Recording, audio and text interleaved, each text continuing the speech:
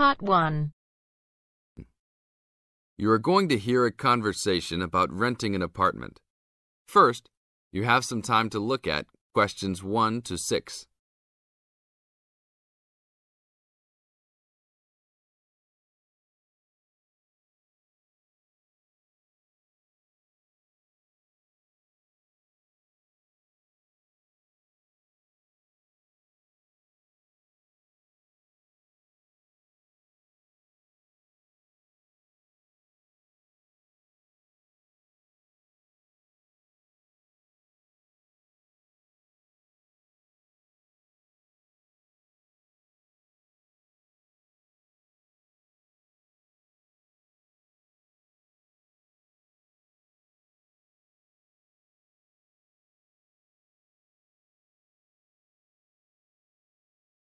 Now listen to the tape and answer questions 1 to 6.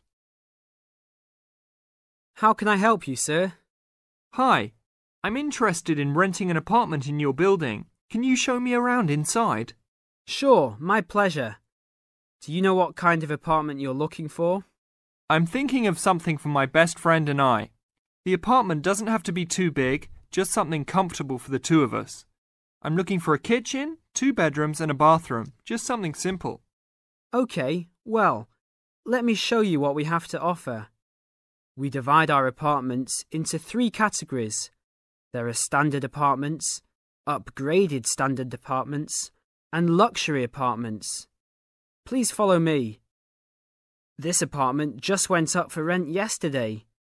The old tenants moved into a larger one. This apartment is what I call the standard apartment. It's small, but has everything you need. The kitchen comes with a refrigerator, an oven, and a stove. There is 1 bathroom with a shower, but no bathtub. The rooms are a good size, and both have their own closets. The living room has enough space for a couch. We will provide a television for you. These apartments are very popular with students because they are affordable and practical. Right now, we are renting these out for only $1,000 a month. I think this is a little bit on the small side. There's no space for a dining table or even for an extra desk. We will both need room to study. If there are guests over, we hope to be able to have a dining table big enough for at least 4 people. Do you have anything slightly larger? Maybe just an apartment with a bigger living room? Well, let's take a look. Right now, we also have an opening for a luxury apartment. This apartment is larger. It has 3 bedrooms, and all 3 are larger than the last one. And there are 2 bathrooms, and all have bathtubs. The kitchen is also larger, and come with an additional dishwasher and freezer. The living space has plenty of space for a dining room. How much is the rent on these apartments? These are more expensive, usually in the $2,500 range. Don't forget that there is an additional bedroom, so you could find another roommate to lower the cost. I think that's a little bit on the expensive side. We don't really have the time to find another roommate, so it's probably better to stick with the 2-bedroom places. Is there anything between these 2? Come with me. I can show you this apartment right now.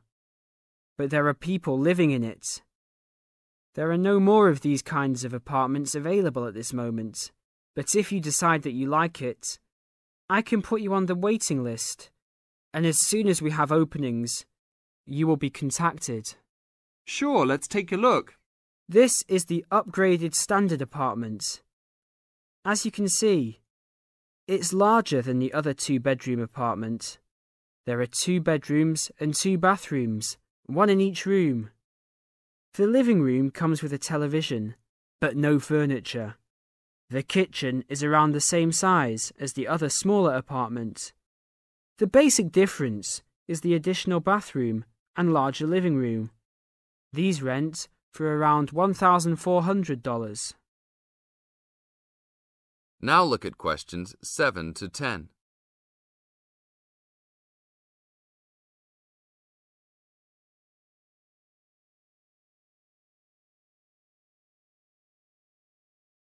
Now listen to the tape and answer questions 7 to 10. Seems like a good deal. Do you know when an apartment like this will be available? That's hard to say. I know these people who live here right now should be graduating soon, so they might be moving out. Well, I guess I'll put my name on the waiting list. Hopefully there'll be an opening as soon as possible. That sounds like a good plan. I will notify you as soon as we have vacancies. You will have to leave us some information and a student identification number. Sure, no problem. My full name is Robert Jack Browning. Could I have your age, please? I'm 38. Your major? I'm studying biology. How about naming some of your hobbies? Fishing, golf, watching movies, and spending time with my family. Sounds like a good life. What is the price range of the apartment you are looking for? Somewhere between $1,000 to $1,500. Your student identification number, please? QS 45890. Could you repeat that? QS 45890. Lastly, could you leave us a phone number? Okay, it's area code 236 580 2287. Thank you very much. I will give you a call as soon as possible. That is the end of part 1. You now have half a minute to check your answers.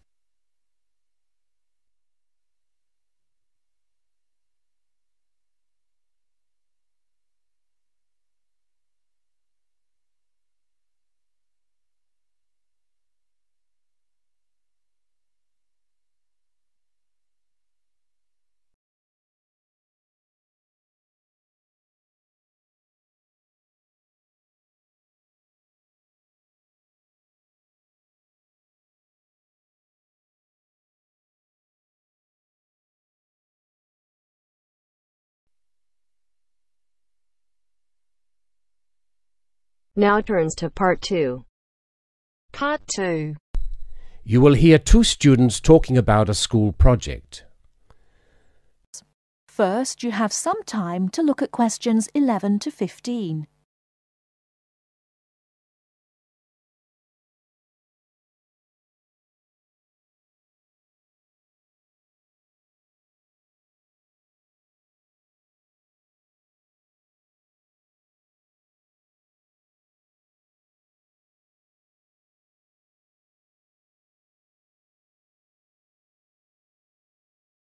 Now, listen carefully and answer questions 11 to 15. Hi, Lynn. How's your project coming along? Oh, not very well. I've got all the information, but I can't seem to organise it into a presentation. Well, you'd better hurry. You only have one more week. Yes, that's okay. It's just that... Well, why don't you try your presentation on me? Maybe I can help. Oh, really? Great! OK, well, I've chosen solar power for my subject, and I'm going to talk specifically about domestic water heating. You know, like the ones popular in America. I've got some facts here. Oh, that's good. But just start your presentation from the beginning. Oh, right. Well, here we go then. There are many reasons why we should be looking elsewhere for energy sources. As most people are aware, fossil fuels and other such non-renewable sources are by definition finite, so something needs to be in operation soon. Currently, there are a number of alternative energy sources available which can, with a little preparation, be used to provide for a significant part of our domestic energy requirements. In this presentation, I am focusing on solar power and its application as a domestic water heater. As a renewable energy source, solar power is in many ways ideal. The amount of the sun's energy which reaches the earth every minute exceeds the energy that the global population consumes in a year. Although scientists argue that it is not finite, sunlight is certainly a long-lasting resource which is not depleted through use, and solar power converters use this energy without needing any complex moving parts. Once collected and stored, solar energy can be used for many purposes, but it is becoming increasingly popular as a domestic heating source.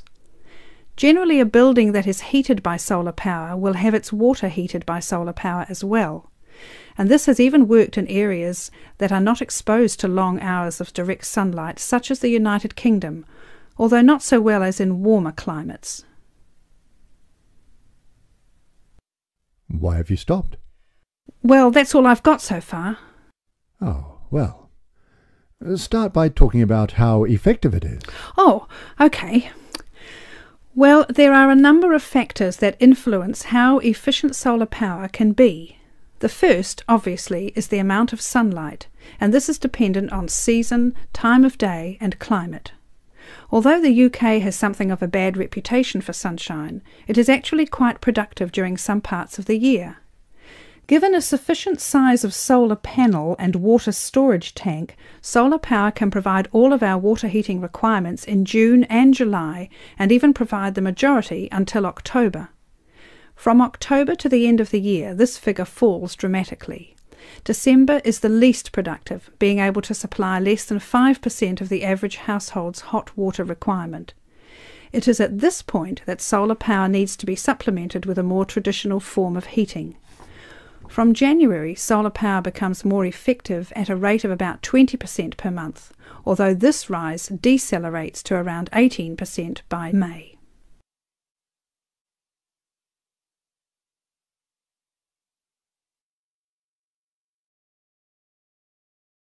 Before you hear the rest of the talk, you have some time to look at questions 16 to 20.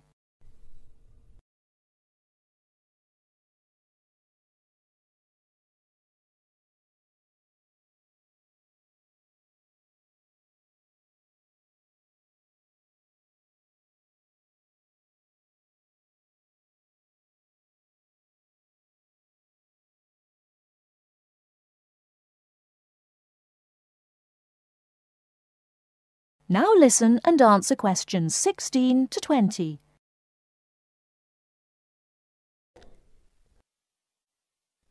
Now say something about this water heater.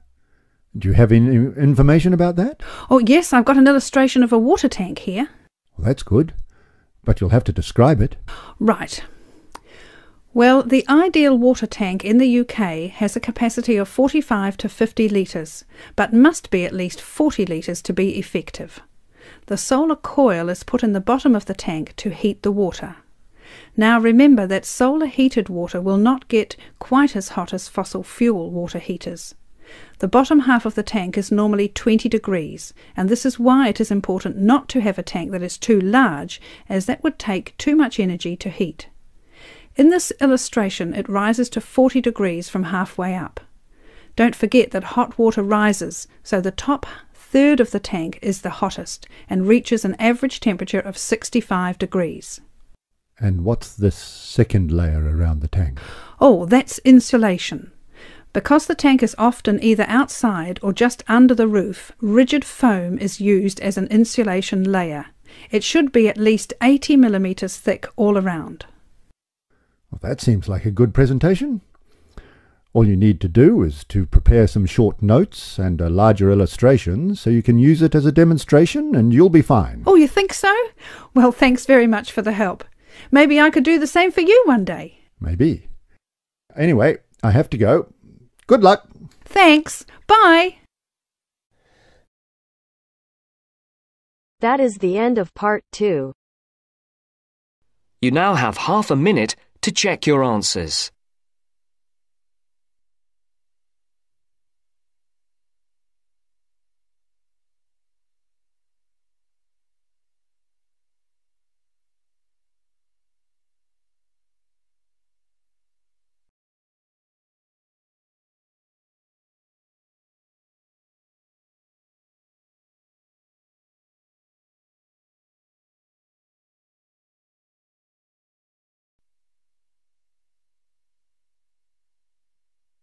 Now turns to part 3.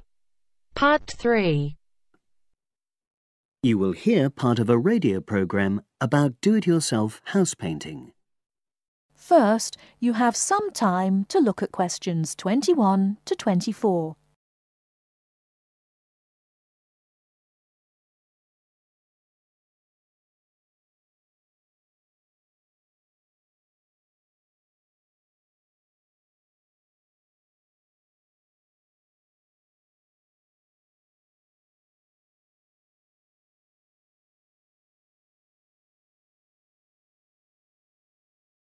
Now, listen carefully and answer questions 21 to 24. Good morning, everyone, and welcome to our weekly series on home improvements. Today's programme is about do-it-yourself house painting. There's never been a better time for people who like to do their own interior house painting. Although people still lead very busy lives, thanks to the availability of various new DIY materials, you can now decorate your home in a more efficient and a more environmentally friendly way. In 2009 alone, approximately 53 million litres of the paint that was sold in the UK were left untouched. That's enough to fill 21 Olympic-sized swimming pools. It's easy to overestimate how much paint you'll need to decorate your room if you use guesswork. And if you know exactly how much paint is needed, you avoid unnecessary waste. There are automatic paint calculators available now. Most of the major paint manufacturers provide them. Look on their websites or just Google paint calculator and see what comes up. Then simply measure the circumference and height of the room in metres, enter this into the calculator along with the type of surface you're painting, and it will tell you how many litres of paint you'll need. But if you do end up with leftover paint, you can donate it to an organisation like Community Repaint. They will take the paint from you and redistribute it to local charities and voluntary organisations, so it goes to a good home. You can find more information about Community Repaint on communityrepaint, all one word, .org.uk.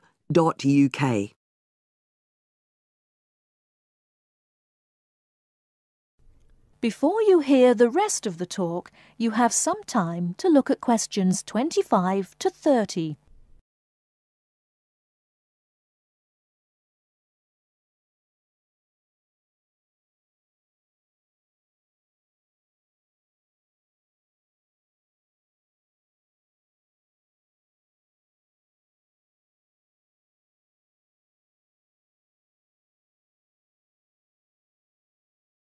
Now listen and answer questions 25 to 30. Another way of avoiding paint wastage is to check you're completely happy with your colour choice before starting to paint. For example, you can get a small sample of the colour you're thinking of using, then paint a board and move it around the room, so you can see how it looks against your furnishings and in different lights. Also, it's always better to buy high-quality paints because you get what you pay for. If you buy cheap paint, you might need to apply 2 or 3 coats to achieve the same coverage that you'd get from 1 coat of a good quality paint. You could also spend a week on a job that could have been done in a day or 2. And consider the environment. Most paint manufacturers now sell water-based paints that don't contain harmful chemicals or give off harmful odours, so get one of these. You can also buy paint that's packaged in recyclable containers. There's a lot more choice than there used to be. You can only do a good job which will last if you prepare the surfaces thoroughly before painting. In fact, in many ways, if you want to do a professional-looking job, this is more important than the painting itself. If there are any cracks or patches of loose plaster, painting over them won't solve the problem. Take the plaster out and fill the holes, allowing enough time for the new plaster to dry. And you won't get a smooth finish if the walls are dusty or greasy. So washing with water isn't enough. Use a solution of decorator's soap and rinse well with warm water afterwards. When you're ready to paint, we suggest you use a medium pile roller for walls and ceilings. A lot of people tend to use short pile rollers, but these give a patchy finish, and that wastes paint and time. Similarly, long pile rollers can create a thick, textured effect, which looks messy. The same goes for brushes. The stronger the bristles, the easier they are to wash and reuse. And as you've chosen a water-based paint, clean your brushes with cold water, because it's more energy efficient that way. As you're decorating, keep transferring small amounts of paint into a tray and keep topping it up when you need to. This reduces the chance of it being contaminated by dust and pieces of dirt. And finally, water-based paint doesn't have a lingering smell, so that's not an issue anymore. But it's airflow rather than heat that helps the paint dry quicker. So, to help finish the job in the quickest time, leave your doors and windows open. The faster the paint is dry and the job finished, the quicker you can start enjoying your room. In tomorrow's programme, I'll be giving some advice on... That is the end of section 2. That is the end of part 3. You now have half a minute to check your answers.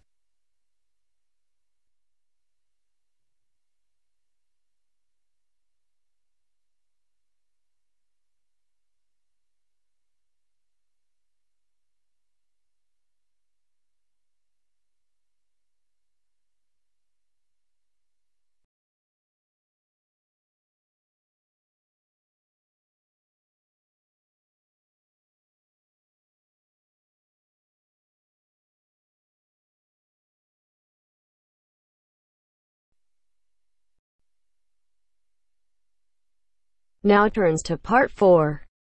Part 4. A second session on interview skills. First, you have some time to look at questions 31 to 40.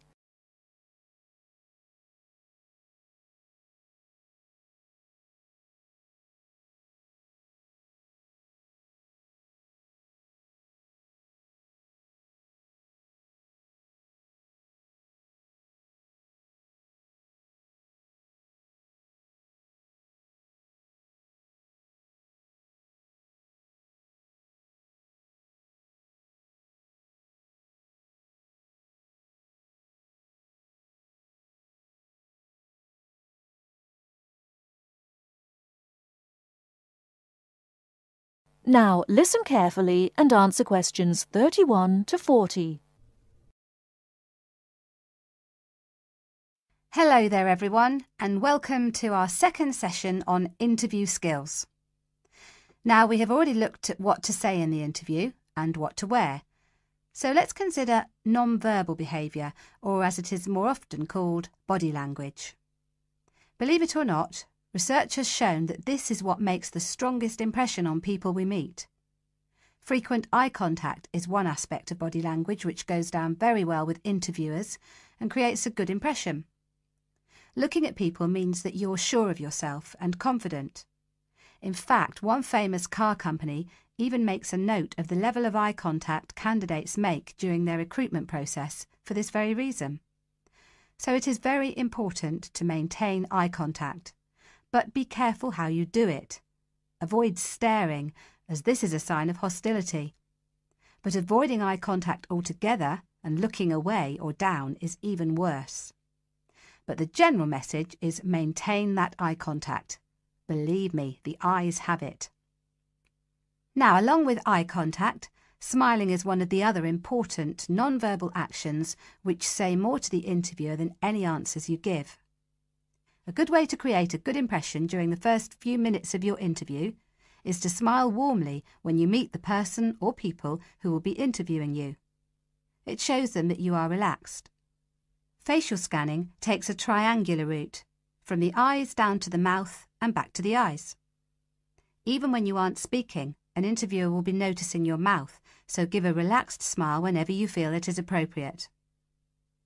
Now, not surprisingly, interviewers pay most attention to a person's face or head during an interview, and they certainly pick up a lot on what they see. Researchers have identified nodding as going down very well with interviewers. This simple gesture shows that you are listening and paying attention. Another useful head gesture is to tilt your head slightly to one side. Now, this reinforces that you are listening well to what the interviewer is saying to you.